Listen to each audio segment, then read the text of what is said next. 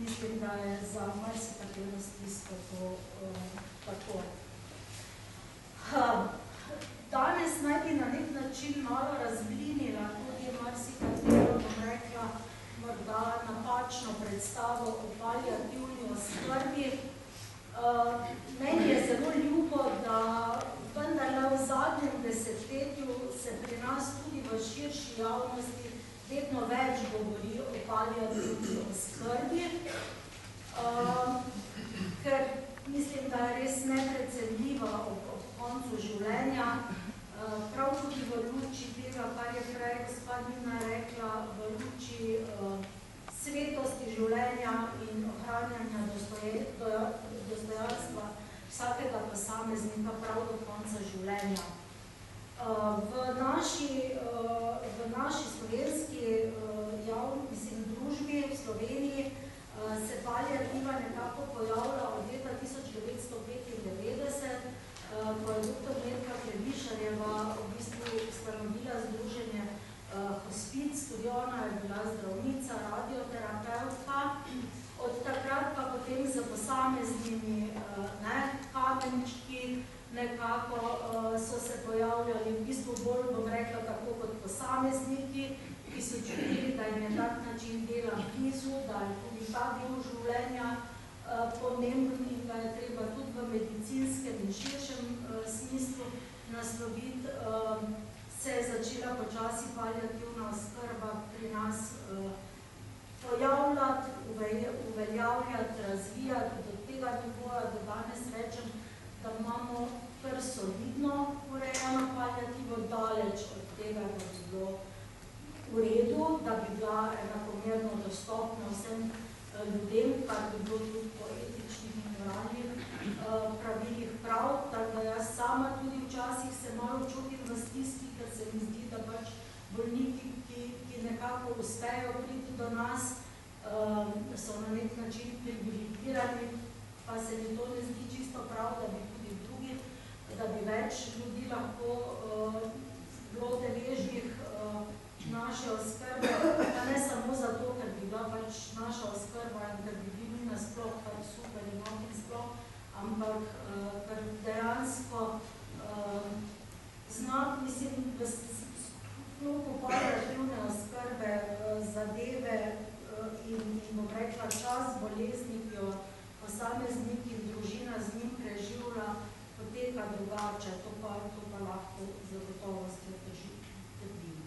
No in tale telefonček simbolizira seveda naš telefon, tudi v službi, pa naj bo od zunaj klic ali znotraj bolnice, tudi od, bom rekla, zdravnikov, predvsem medicinskih sester, pa rečejo, tu imamo pa paliativnega zdravnika, bolnika čisto na koncu je že, ne?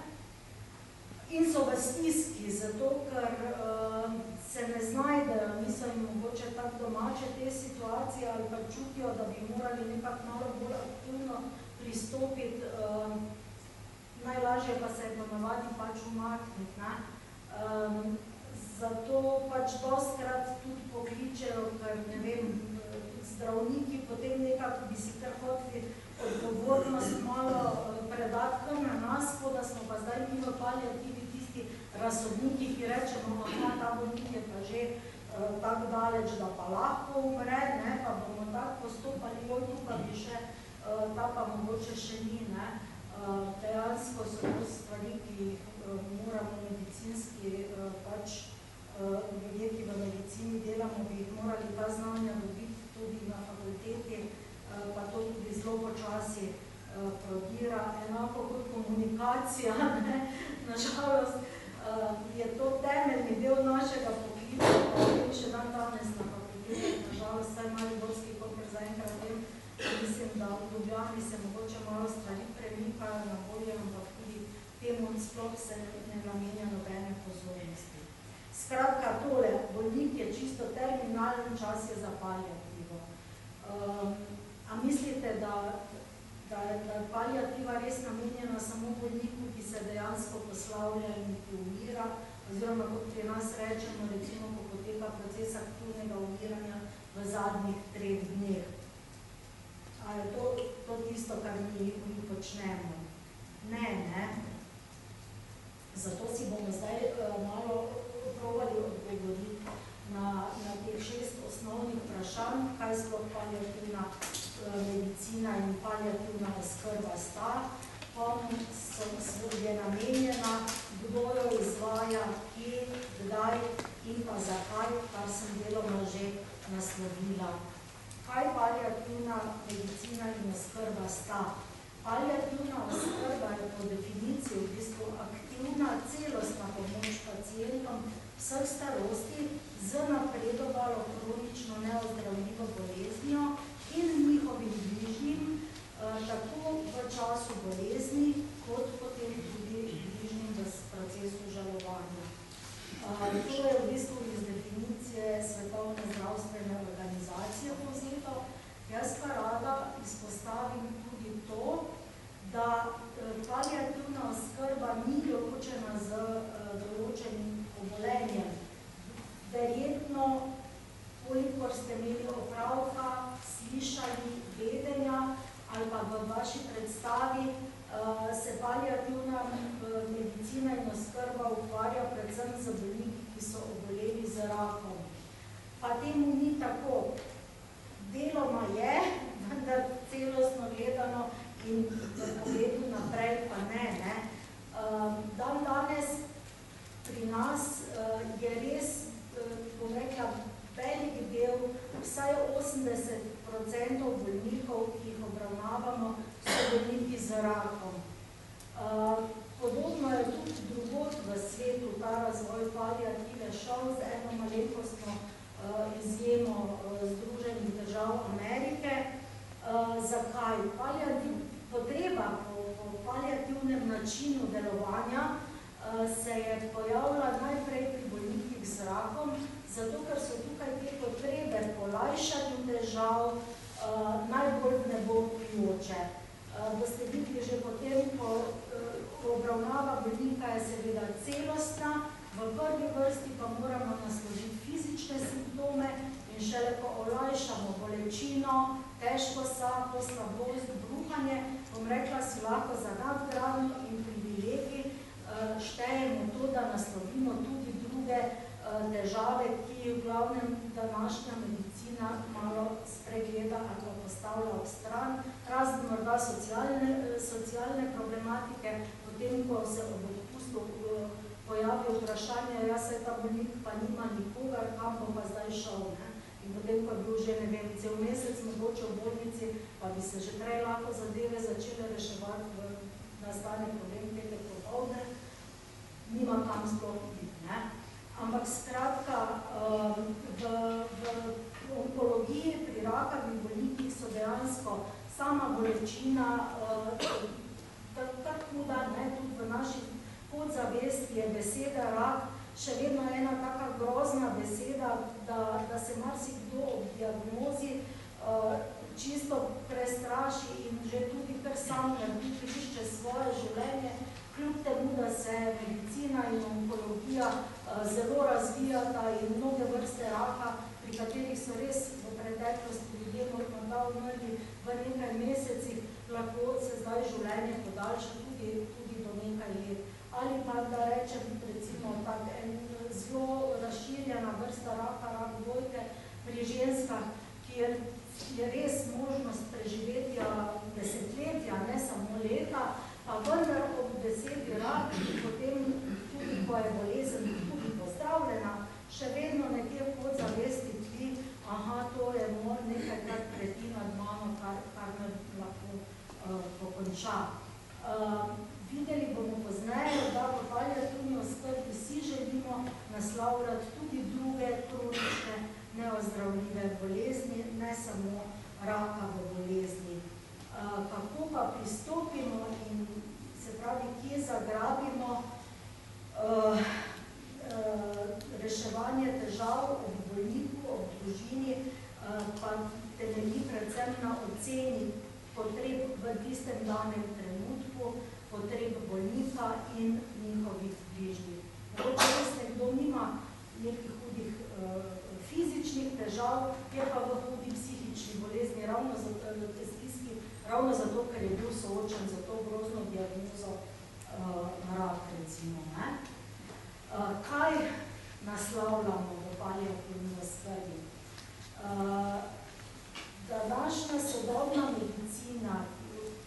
se je zelo razvijala, ne, bom rekla tam, še zdaj se zelo razvija, ampak tehnologija se zelo razvija, je razseckala človeka skoraj da na prafaktorje in na posamezne celice. Znotraj medicine pa recimo se posamezne specialnosti, že če parafraziram, že imaš specialista za zdravljenje palca na mezinca na levi nogi, recimo.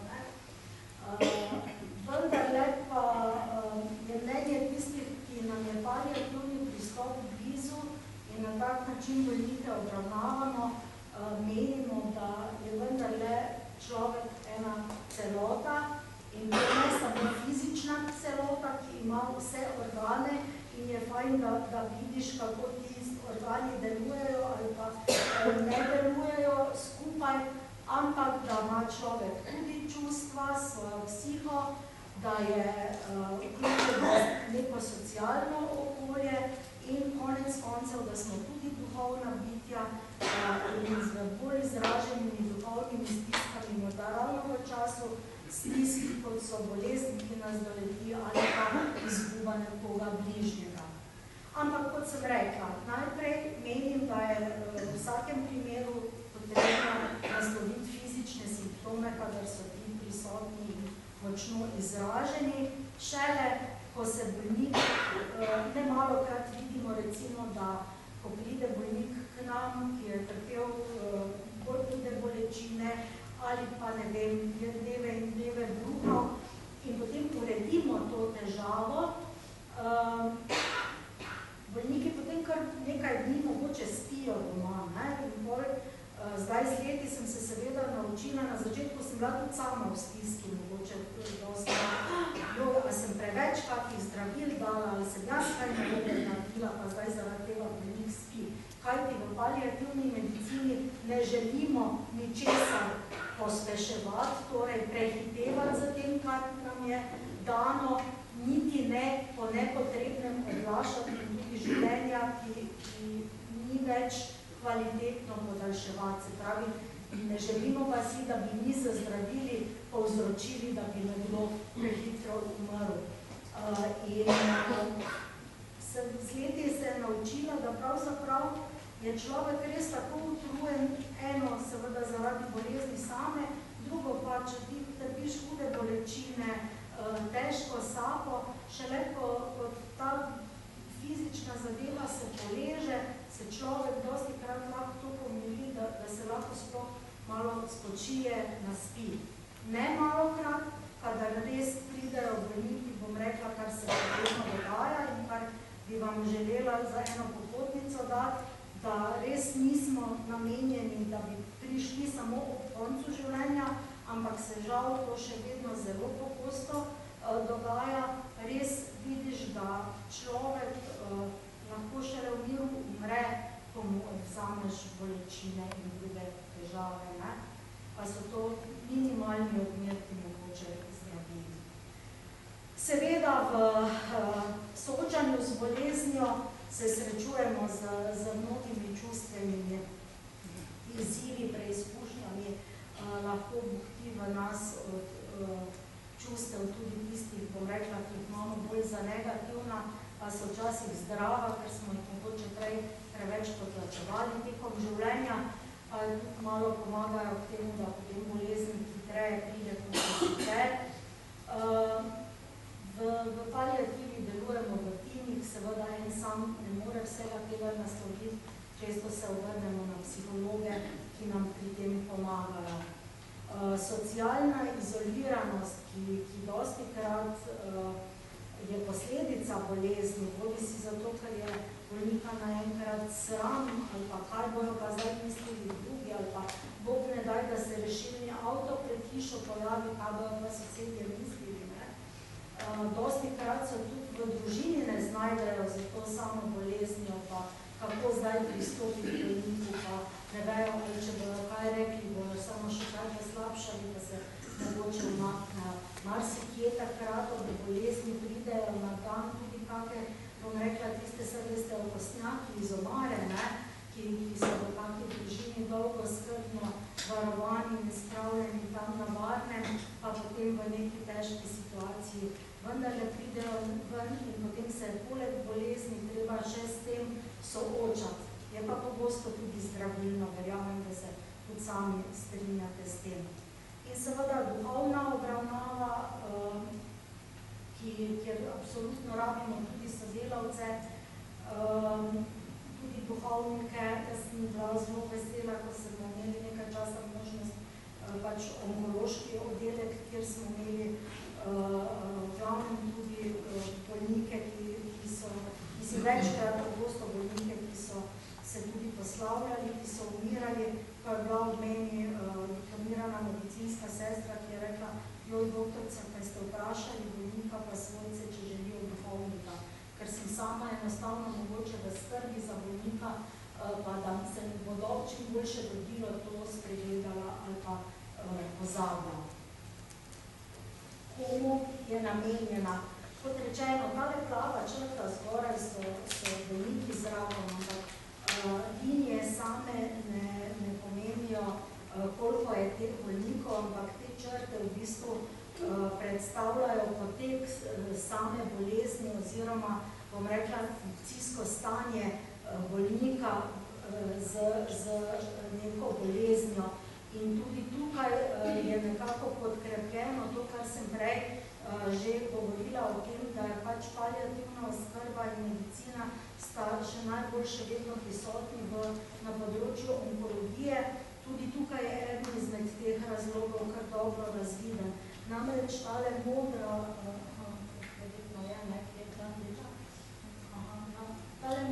modra črta gre dolgo lepo ravno, potem se pa prelovi naenkrat in gre razdol. To pomeni, da bolnik z rakavo boleznijo lahko dolgo časa kvalitetno živi, ko pa je telo izčrpano, ko je zdravljenje usmerjeno izčrpano, pride čas, ko se, bom rekla, življenjska črta prevesi navzdol in se bolnikovo stanje slabša in potem tudi v relativno kratkem času lahko umre.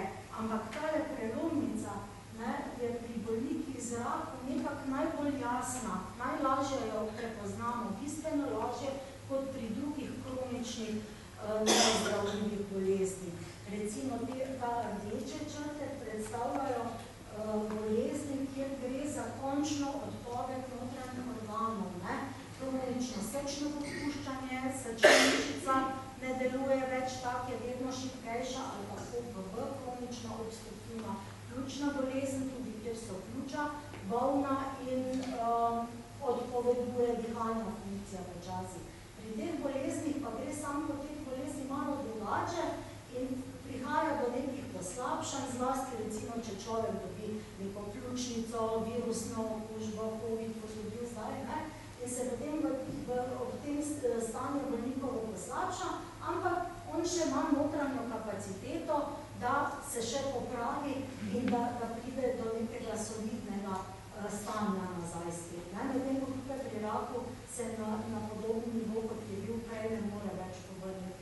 In tukaj je potem tudi stiska za nas pri obravnavi teh bolnikov, ker nikoli ne vemo, katero je v resnici tisto poslabšanje, ko bolnik ne bo zmogel več, da ne bi naredili mu krivice pa rekli, aha, vse tukaj pa zdaj več ni. Čeprav seveda članki, raziskave pričajo, seveda vedno bolj poznamo tudi situacije, zdaj smo pa pri tem bolniku, ki mu se poveduje, ne vem, srčna mišica deluje samo še 10%, namesto 60%, kot pri zdravem. Izčrpali smo že vse možnosti neke podpore srcu za močnejše utripanje z posebnimi zdravili, ki se dajejo v bolnico, zdaj pa več verjetno res ne bo šlo. In potem še zadnja spodnja črta so pa v bistvu starostniki, zelo podobno potem potekajo zadeve tudi pri dementnih bolnikih, ki je tako malo sporadično, malo boljše pa malo slabše, ampak definitivno pa gre vse skupaj nekako navzdol. Torej, želimo si, da bi bila paliativna oskrba dostopna večini, oziroma tistim, ki si želijo, tistim bolnikom in njihovim svojcem, ki bi si želeli, da imajo tudi na tak način podporo, torej eno celostno podporo bolniku in družini, ne samo bolnikom z rakom, ampak pri vseh večini kroničnih bolezni. Tega pa nažalost pravzaprav tudi pri nas še ne znamo, ne zmoremo, oziroma naše mnenje je tudi tako, tistih, ki smo bolj posvečeni, da tako rečem v paliativno oskrbo. Moje osebno mnenje je to, da pravzaprav, ko se pogovarjamo o paliativni oskrbi, se pogovarjamo o paliativnem načinu dela, se pravi nečem, kaj bi moralo prepredati vsako vejo medicine, ta celostna obravnava, da se nikjer ne bi izgubil človek kot celota izpred oči. Tudi z načinom komunikacije vred, za katero pogosto tudi zmanjkuje časa, bom rekla, ali pa potrpljenja, pa energije, tudi pri testih mogoče, ki malo obvladajo celo komunikacijo. Tam, kjer pa ljudje niso bili deležni nekaj učenja o tem, pa itak je še težje. Skratka, 80% bolnikov bi lahko pravzaprav pokrila, tako kot rečemo, bi deležni osnovne paliativne oskrbe na osnovni ravni, s strani družinskega zdravnika, s strani, ne vem, specialistov na drugih oddelkih, internistov, neurologov.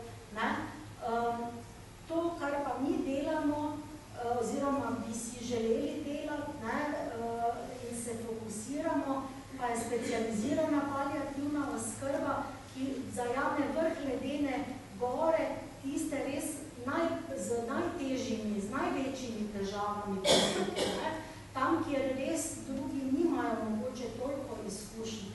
Bom rekla, bolnik, 80% bolnikov tudi za neko kronično neozdravljivo boleznjo lepo, mirno, postopoma ugaša, in ne rabiš neke velike znanosti, tudi ne posebnih izkušnj. So to situacije, ki so jih, ne vem, še generacije naših dedkov pa babic doma sami obvladovali, pa je bilo jasno, vedno manj pojedu, vedno manj popil in postopno bo ugasno. Tisti dedek ali pa babica, ki je bil v hiši bolan, se je sam po sebi že umaknil v neki bolj temno mirni kot hiše, ker je čutil, da rabi mir. Zato pravim, to je samo ena,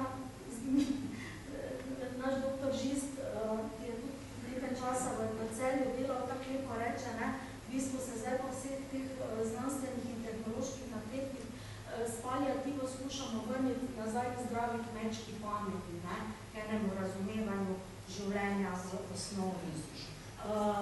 Tako da seveda tudi mi še vedno pokrijemo veliko takih bolnikov, kjer grejo stvari dokaj lepo in gladko, ampak se trudimo vsi po vrsti od tem tudi izobraževati naše sogovornike. Medicinske sestre so ponavadi bolj senzitivne za to, že iz tega razloga, ker so one 24 ur na dan od bolniku.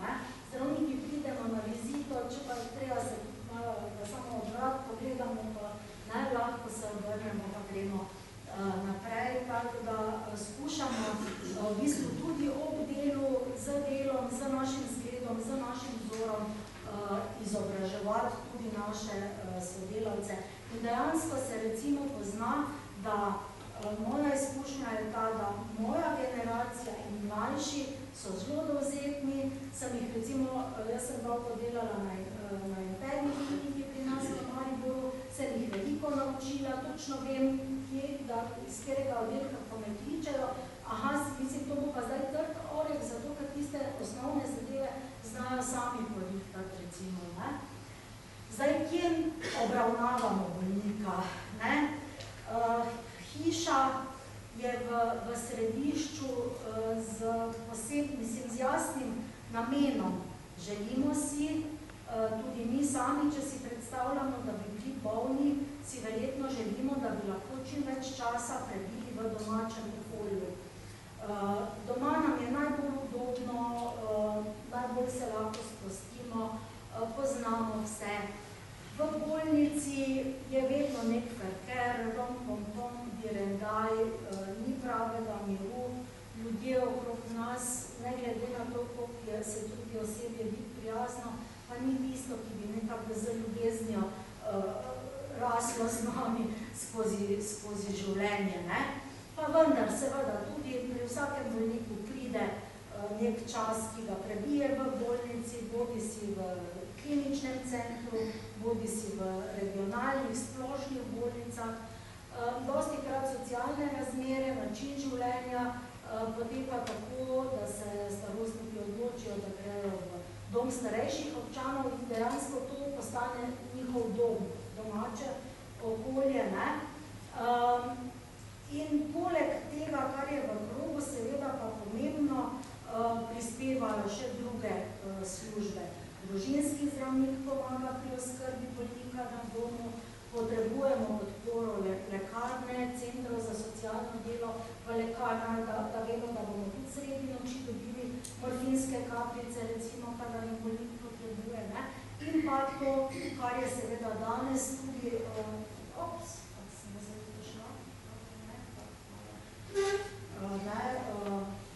tukaj v bistvu združeni z podobnim namenom ljudje, ki želite pomagati drugim ljudem, to je neprecenljivo nositi za večino bolnikov, da imajo tudi podporo iz okolja.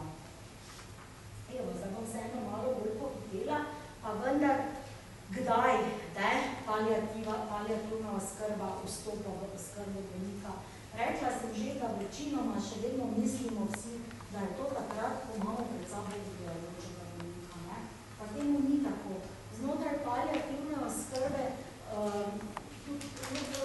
ločimo v bistvu obdobje zgodnje paliativne oskrbe in potem zadnje obdobje življenja, recimo, ko naslovimo, obravnavamo bolnika v zadnjem obdobju življenja. In ta zgodnja paliativna oskrba se recimo, tukaj je uporabljen primer bolnika z rakom, recimo, res lahko vključi že od prvega trenutka, ko pride bolnik na oddelek za onkologijo.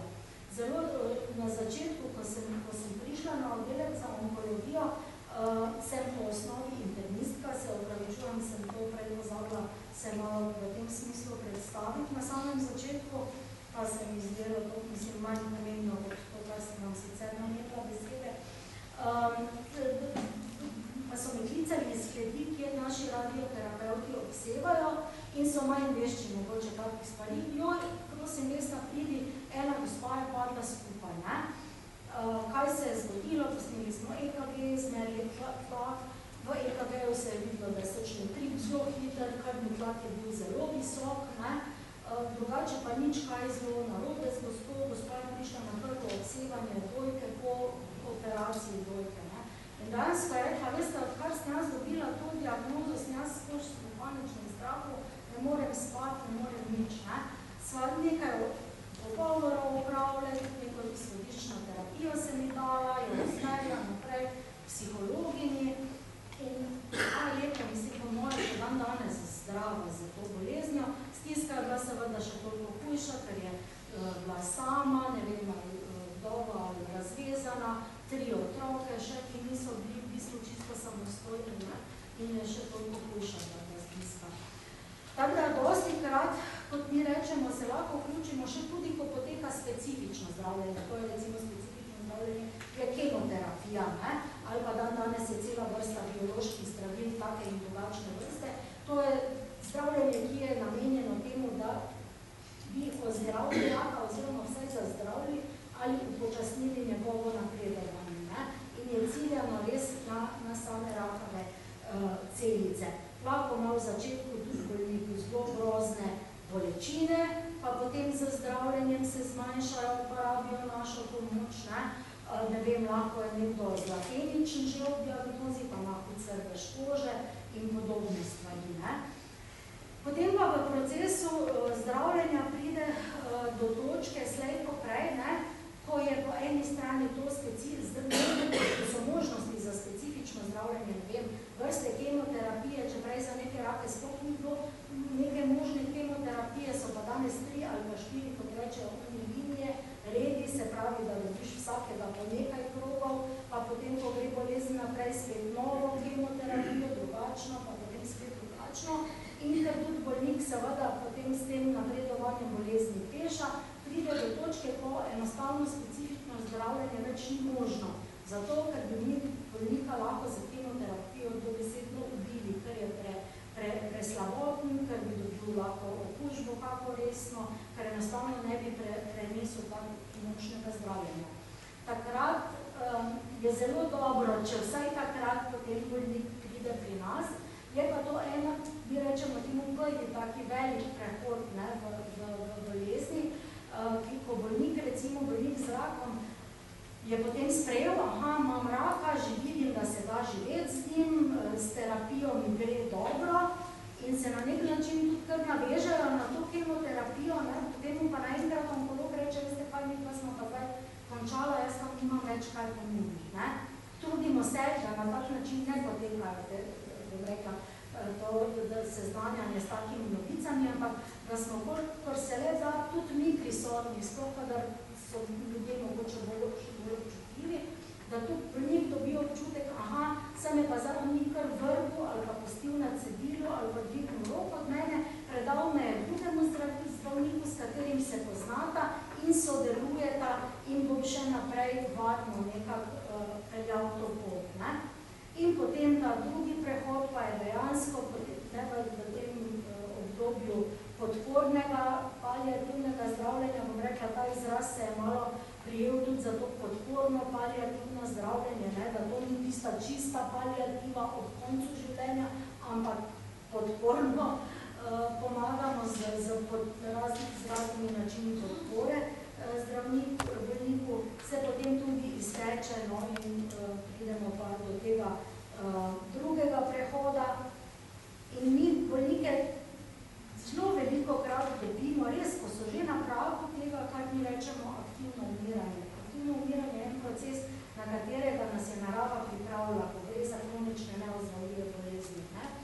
Takrat postopoma celo telo ugaša, ne glede, govorim o raku predvsem, glede tega imam največ izkušnji.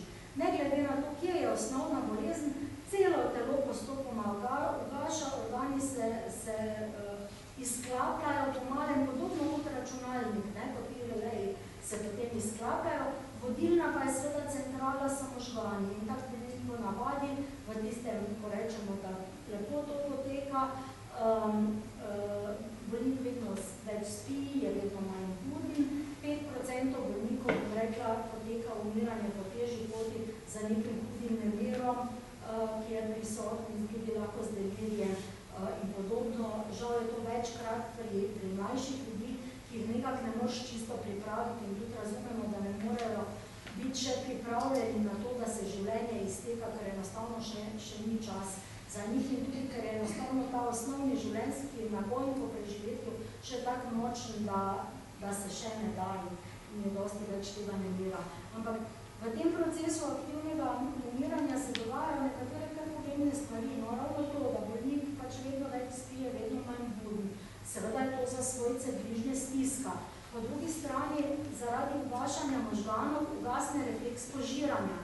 Bolnik, ki je prej že itak manj jedel, zdaj sploh ne more več nič pogoltniti. Tekočina kvečemu po požirkih, mogoče še kak dan, pa tablete, potem pa tudi to več ne gre. Za svojce je to ena najhujših stisk. Tudi kadar jih pripravimo, da se bo to zgodilo, je grozno hudo zato, ker dojamejo, zdaj pa gre za res. Zdaj pa ne more več. Enostavno naši možgani ne znajo več požirati in je to normalno. In bi bilo, je zelo napačno to, kar smo počeli pred 20 leti, kar se še danes marsikje dogaja, da bolniku večje količine nekih infuzij točijo ali pa celo umetno hrano v tem obdobju življenja, ker je to na nek način nasilje nad telesom. Bolnikovo telo več ni zmožno vsega tega predelati, tista tekočina, ki pa ostaja, pa tudi ne bo ostala več v žizah, ampak gre v otekline ali pa v trebuh in se težave samo povečajo še. In poleg tega, da bolnik več ne more jesti in piti, se pa potem dejansko v zadnjih urah življenja, tu ravno v zadnjih 72 ur, pa še malo manj, pojavi terminalno hropenje, kot temu rečemo, tisti, ki ste se blizu srečevali z umirajočim bolnikom, verjetno to poznate, je podobno enemu takemu smrčanju vse skupaj. In svojci ponavadi mislijo, da bolnik zaradi tega težko diha, ampak bolnik, ki težko diha, da vidimo, da z naporom dobi sabo. Tak bolnik je pa mir, se sploh tega ne zaveda, sam to neprijetno zvok v bistvu spremlja njegovo dihanje, zato ker ne moremo več pogoltniti in se tista sluz, ki jo vsi mi izločamo vsak dan in pogoltnemo podzavestno, potem za vsakim dihom in izdihom vozi podihali gor in dol. In za nas je pomembno, če bolnika, če družino spoznamo prej, je to velikega pomena že zaradi tega. Prvo, da bo že skozi bolezen šel z olajšanimi težavami, z manjšimi težavami, kot sicer mogoče. Obstajajo tudi dokazi. Mislim, eden prvih člankov je bil leta 2010 objavljen za bolnike z rakom, ki eni so bili deležni samo kemoterapije, drugi pa kemoterapije in paliativne oskrbe, da so bolniki, ki so bili deležni paliativne oskrbe, preživeli boljše in dlje. Ne samo boljše, ampak tudi dlje, kadar so bili vključeni v paliativno oskrbo. Ampak povem je to, ker mi vzpostavimo odnos že prej z bolnikom, z družino, dejansko v tej fazi aktivnega umiranja se naslavljamo v osnovi na svojce, ki so glavni oskrbovalci bolnika tudi. Takrat je za bolnika poskrbljeno, svojci doživljajo, preživljajo stisko in rabijo večji del naše podpore. In je zelo fajn, če imamo mi prej dovolj časa, da je to, kar sem vam jaz zdaj razložila, tudi v miru povemo, razložimo. Ker prvič, ko se sreča, vaša taka pa umira, zdaj pa tak, ne gre, ne? In potem so stiske toliko večje. Zakaj? Vse skupaj počnemo, kot rečeno, že v začetku, zato, da se nekako dostojanstvo človeka ohranja do konca in da tudi zelo všeč mi je bilo pač to, ko je prej gospa Nina ne uporablja izraz svetost življenja. Jaz moram reči, da dobro, mogoče je to tudi za mene neko orodje lajšanja, da lažje delam to, kar delam, ampak enako kot so priprave na porod, pa na rojstvo malega otroka, eno posebno obdobje v življenju družine, eno sveto obdobje v življenju družine. Jaz gledam in upam, da boste po tem, kar vam bom danes povedala, tudi vi mogoče malo začutili del tega, je tudi ta priprava na odhod, priprava na smrt, priprava na odhajanje, eno sveto obdobje naj bi bilo, si predstavljam, v življenju posameznika. Da imaš čas, da se spraviš sam s sabo, zbogaš sam s sabo, z bližnjimi in da rečeš, ok, tako je, pripravljen sem biti, ampak je res v tem, in da to poteka v enem miru, ne? Tak se mi zdi, bi bilo idealno, kot bi bilo pri porodih idealno, da vedno gre vse gladko, žal pa vemo, da ne gre. No, ampak če želimo, da se to dostojanstvo ohranja, seveda, kot že prej rečeno, najprej je treba za fizične simptome poskrbeti, potem tudi med fizičnimi simptomi ločimo med tistimi, ki so bolj udarni, pa malo manj mogoče, recimo zaprtje je pač eden takih, ki se sicer zdijo preprosti, pa enostavni, ko smo pa z njim soočeni, pa vidimo, da to sploh ni tako samo po sebi umevno, da vsak dan gremo tako na stranišče in zadeve uredimo, čustvene stiske, hranjenje, uživanje tekočin in potem postopoma po tej lestvici. Ampak zdaj, kaj je nujno in kaj je pomembno za bolnika ob koncu življenja, so pa ravno to, kar je modro, pa potem na vzgor gledano, v obrnjenem vrstnem redu, postaja vedno bolj pomembno. Tako kot v zadnjih del življenja ali pa v času bolezni, mi vedno tudi skušamo bolnikom svojcem povedati, dajmo si zastaviti cilj kratkoročno, ne vem, mogoče za ta teden, pa za današnji dan, da nam bo dobro, da bo čim manj bolelo, da bo čim manj nekih težav, ki jih imamo. In kar je pomembno res v tem obdobju življenja, preidejo naše vrednote iz imeti, kaj imamo in kdo smo, kako pomembni smo v to biti, kdo smo kot tista notranja naša bit. In enako mislim, da pač tudi za vse nas, ki se srečujemo z umirajočimi bolniki, v kakršnikoli obliki nas to bogati, ker imamo možnost, če dokler smo zdravi, pravzaprav, mogoče bolj kot ostali razločevati med tem, kaj je v življenju pomembno in kaj ni pomembno, in še za časa življenja mogoče prevetriti naše vrednote med tem, ali je pomembneje imeti ali biti. Pa še takrat nismo dovolj. Tudi ob tem, ki smo dovolj pametni, ko koga bližnjega zgodimo, še vedno je tudi nam marsikaj žal, kar nismo prej storili. Nekako neko toplino, bližino želimo bolnikom nuditi, tudi ob tem, da seveda najprej naslavljamo simptome. Tega si želimo čim manj, da bi bil bolnik v postelji na raznih cevkah priklopljen in takrat potem v skušamo delati samo res tiste najnujnejše kakve zadeve, posege, od česa ne bomo slikali CT-ja, zato da bomo vedeli, da je tumor zrastel, ker to itak že vemo.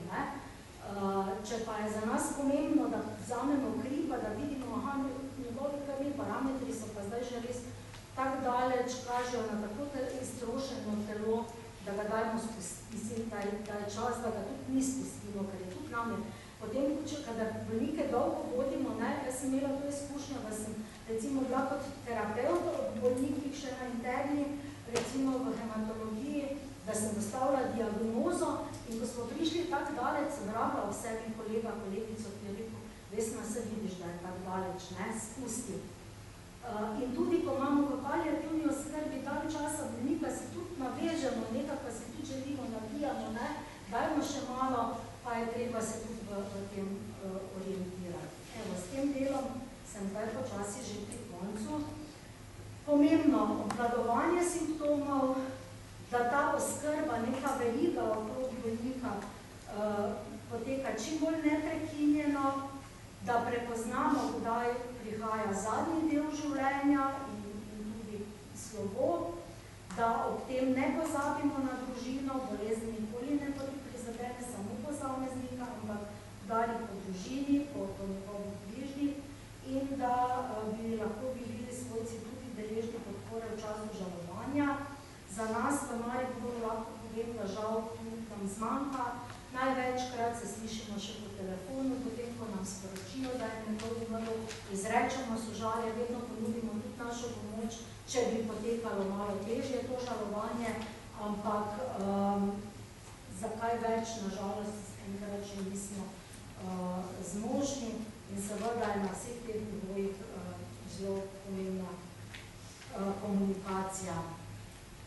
Kot izziv v našem vsakdanjem življenju, da ne ponavljam spet to, predvsem zaveščanje širše javnosti, da tudi detabuiziramo, da se pogovarjamo o smrti in umiranju in spet nekaj, kar je zelo lepo gospa Nina prej nasledila, da so tudi otroci zraven, da jih ne izključujemo, ker jim na tak način vzamemo možnost slovesa in bojo zelo trpeli pozneje v življenju, ko bojo to ugotovili, ne vem, da se od očeta, mamice, detka, babice niso mogli posloviti, ko odhajajo in vzamemo jim realnost življenja, zavijamo jim dobato. Zdaj bom pa jaz še zelo nakratko, res, ker sem kot ponavadi zelo dolga, ker padem noter. To, kar sem izpostavila, želimo si, da bi bil bolnik lahko čim več doma. Oziroma tudi med bolniki je nekaj takih, ki bojo še vedno rekli, da jaz pa hočem biti v bolnici, nočem biti doma, pa potem, ko se pogovarjajo z njimi, razbereš, da je zadaj tu ali ne bi radi svojcev obremenjevali, ali jih skrbi, kaj pa takrat, ko bo res hudo, pa mi svojci ne bojo znali pomagati, ali pa je svojce strah, kaj pa, ko bo res hudo, pa jaz ne bom znal pomagati, kaj pa, če bom kaj narobe naredil, pa bo moj bližnji zaradi mene potem umrl, ampak skozi ta proces paliativne oskrbe, ko dalj časa hodimo štiri z drugim, se lahko o teh stvarih pogovarjamo, opolnomočimo v bistvu tudi svojce, da vejo, da načeloma je zelo malo stvari, ki bi jih lahko narobe naredili in po drugi strani to, kar sem prej, pa nisem prej povedala, da načeloma moramo moramo sami zdržati vse, kar se nam budega zdržati. Tudi tisto, kar se zdi na vides nevzdržno, da pa je zelo fajn, da imamo nekoga, na kogar se lahko naslonimo. In zatem, da smo zdaj v zadnjem času, torej jeseni 21, dobre jeseni nazaj začeli v Sloveniji z mobilnimi paliativnimi timi, je en velik korak k temu, da smo dejansko bliže bolnikom, da jih lahko bolnike obiščemo na domu, da torej tiste, ki bi jim bilo preveliko breme vožnja v bolnico, to ne pomeni, da zdaj pa mi kar vsem našim bolnikom hodimo. Ne, naši bolniki še vedno prihajajo na ambulantno obravnavo, še tudi so tudi kdaj, kadar so sprejeti v bolnišnico, če so prehude bolečine, pa jih ne moremo doma urediti, ko so hudi nemiri. Če so svojci izčrpani, bi bilo idealno, če bi jih lahko za kak teden vzeli v bolnico, a večinoma to ni možno, podobne situacije. Ampak, da je pa tisti večji del oskrbe, da poteka na domu in zato, da nas lahko tudi svojci pokličejo kadarkoli, če so v stiski, imamo tudi ob mobilnem paliativnem timu, ko hodimo bolnike, ki ne morejo v nas, za katere bi to res bilo v bistvu ne samo veliko obremenjevanja, ampak skoraj nemogoče priti v bolnico, da nas svojci pa lahko tudi izven rednega delovnega časa pokličejo na telefon. Včasih je samo neka, bom rekla, tudi njihova čustvena stiska, včasih res ne vejo, kaj zdaj smo pa že toliko teh zdravil dal, on je pa še kar tak, kaj lahko še naredim, pa se pogovorimo, da je v redu, da ni nič narobe, kaj imate še doma, kaj še lahko mogoče iz tega potegnemo. Do tega, da so počasih res situacije, ko rečemo, veste, zdaj pa ne bo šlo drugače, kot da 112 mogoče pokličete, pa bo bolnik šel na urgenco. Seveda tudi v skladu z tem, kar si bolnik želi, ker vodilo skozi vso obravnavo pa je želja bolnika, ki je za mene neka vrhovna zapoved, se mi zdi, da se upošteva in spoštuje to, kar si bolnik želi. Skratka, 2010-2011 so nas Jesenica, oni so bili prvi, so zelo dobro izkoristili takrat en pilotni projekt in Ala in Vera, kar delajo, ob tem, da imajo zelo takrat teren tudi, so zagnali zadevo super. Mi, ki smo potem pomagali nekako po Sloveniji na različnih koncih, se zahvaljajo, tudi začeli ukvarjati, smo se tudi to želeli. Najprej nas v Mariboru je recimo bilo na oddelku za onkologijo, tako da od leta 2017 pa do leta 2020 jeseni v drugem valu COVID-a smo imeli oddelek z 10 posteljami, kamor so prihajali bolniki, ki so se sicer še zdravili, ampak če so imeli kakšno okužbo, če so rabili kak poseg, ne vem, drenažo, jeter, ledvic, karkoli, dostikrat pa tudi bolniki proti koncu življenja, da smo neke stvari uredili, dali pod streho in jih dali potem domov. Jaz sem bila takrat v veliki stiski, ker nisem mogla do teh bolnikov potem uradno, vsaj formalno, da bi bila tudi jaz na nek način, bom rekla, pokrita in da bi mi bilo to dovoljeno. Ampak seveda potem rešuješ to, da daš svojo privat številko bolnikom svojcem in enako kot se sedaj pri našem mobilnem timu izjemoma dogaja, da bi kdo klical za kako nepomembno malenkost pri noči, se tudi zgodi, torej že v hudi stiski, takrat, ampak mislim praviloma pa ljudje nikoli niso klicali in tudi zdaj ne kličajo brez potrebe. To novica o tem, da zdaj bomo pa naenkrat morali mobilne time narediti, res prišla kot strela razjasnjega, tako po prvomajskih počitnicah 21, ko smo se vrnili v službo in takrat je bilo z ministrstva sporočeno, da bo poleg Jesenic še 5 dodatnih timov, 2 za Ljubljano, torej za onkološki oddelek, kjer že imajo tudi zelo dolgo tradicijo paliativne oskrbe in paliativni oddelek, pa za klinični center tam, pa potem v Novem mestu, v Murski Soboti in pri nas v Mariboru, da dobimo mobilne time. Naš tim je stacioniran v hiši, torej na oddelku za onkologijo. V tem hipu ta sprednja stran od našega oddelka, upam, da nihče od vas ne rabi zahajati tja, morda pa zahajajo tudi kdo od vas v tem času tja, je spremenjena. Jaz sem včasih, ko sem se hecala, vedeli smo, da je ta hiša narejena, bila že od začetku relativno majhna in premajhna. Bilo je rečeno, da so temelji zgrajeni še za 3 ali 4 dodatna nadstropja in potem sem včasih pač risala tako malo gor na teh slikicah, danes nisem te slikice našla, tako imaginarno malo ščrtani narisana še dodatna nadstropja, kjer bomo imeli tudi mi oddelek za paliativo nekoč, ne?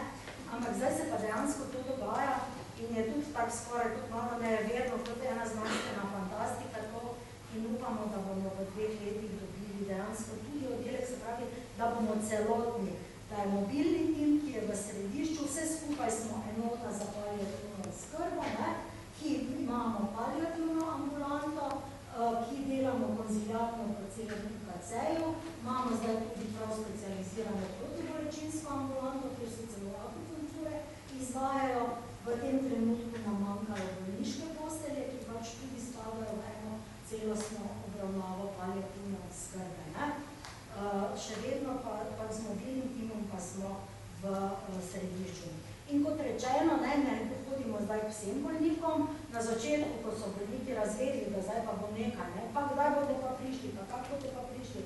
Pa če bi direktno bolnika vprašali, bi seveda vsi želeli, da mi kar pridemo in na dom, ampak enostavno kapacitete tega ne dopuščajo, dejansko bolnika spremljamo v ambulanti, ko presodimo, da je res za njega pretežko prehodo in nepotrebno, da hodi v ambulanto, gremo na dom. Kadar pa so bolniki res že v slabi koži, ko pridejo do nas, pa se vseeno želimo slišati z tistim zdravnikom, ki bolnika napoti. To smo mi, pač ne vem, koliko poznate, moja učiteljica in začetnica paliative primarij Počenski Škvarč, anestezistka, naša strokovna direktorica, moja široka malenkost, dr. Šeruga, ki se nam je ravno v letu 21 iz Zimske Sobote pridružila, brez nje sploh nas ne bi mogli biti. Dr. Žist, kot rečeno, on je endolog drugače, pa tudi zelo zavezan paliativi, naša glavna sestra, ki sodeluje v paliativnem timu, pa naša koordinatorka Sandra Šolar, diplomirana sestra in predstojnica onkologije dr. Ravnikova, ki je pač imela posluh oziroma se zavedala ob začetku delovanja onkologije v Mariboru, da je pač paliativa sestavni in nujno potrebni del onkološkega oddelka in takrat